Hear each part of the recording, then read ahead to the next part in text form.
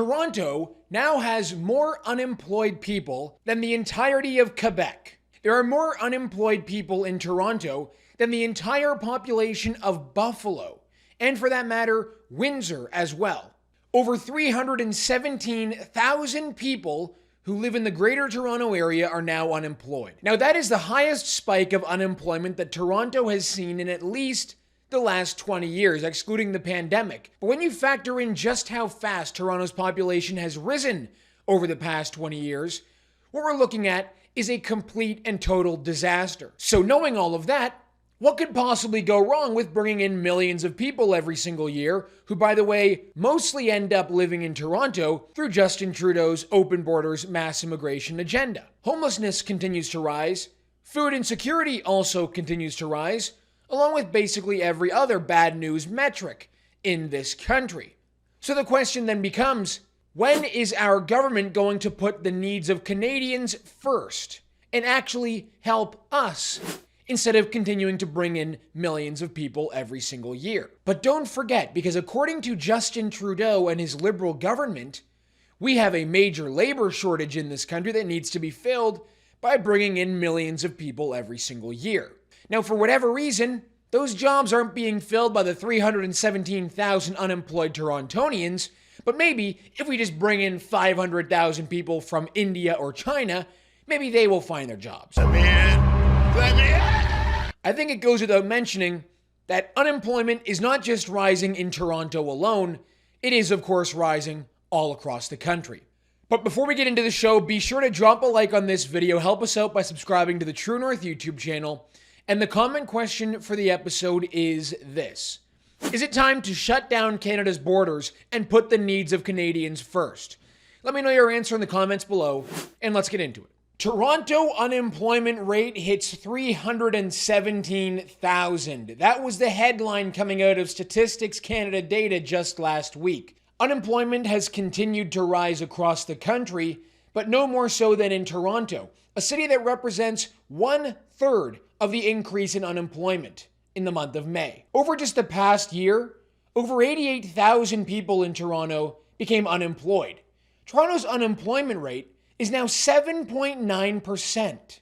Besides Calgary, Canada's two other large cities, Vancouver and Montreal, have a significantly lower unemployment rate.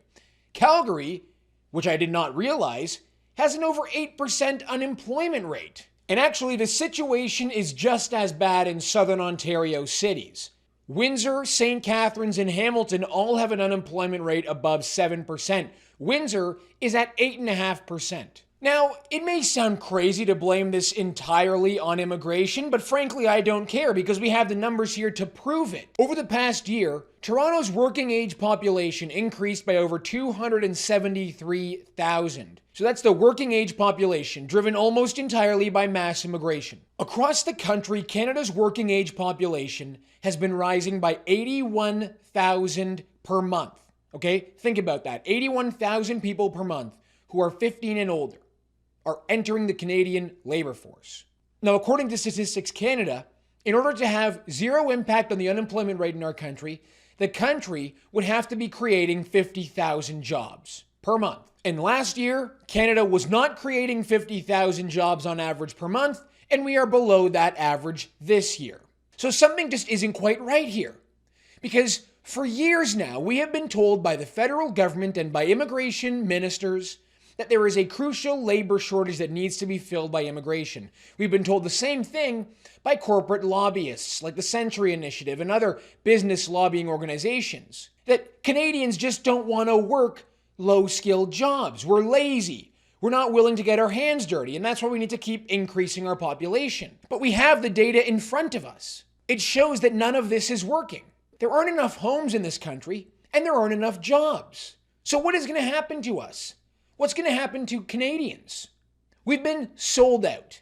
That's the reality. We've been sold out by politicians and by large corporations who are winning easy political victories and stuffing their pockets, in the case of corporations, with an endless supply of cheap foreign labor. Do they care that you will never be able to afford a home and that you won't be able to raise a family to actually solve the demographic problem instead of importing a foreign culture into your country? No, they don't care at all because they're getting rich. because the politicians keep winning. Oh, and when you do eventually come to the conclusion of what this problem is, which is immigration, well, the immigration minister is telling you that he's getting sick and tired of people blaming immigrants for all the problems in this country.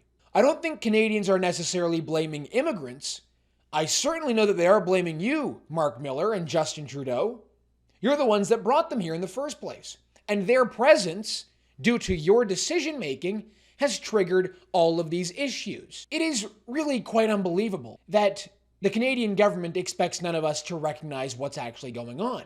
Do they really think that they can just continue to label Canadians who speak out against mass immigration as racist and xenophobic, and that is somehow going to work? That is somehow going to keep blindfolds on Canadians so that we all still remain oblivious to what's going on here? Oh, and to Pierre Poilievre, who thinks that he can just continue to dodge this issue and that it might go away, to continue doing acrobatics and gymnastics to avoid ever even having to say the words mass immigration. I'm afraid, all right? You want to hear me say it? You want to break me down? All right, I'm afraid.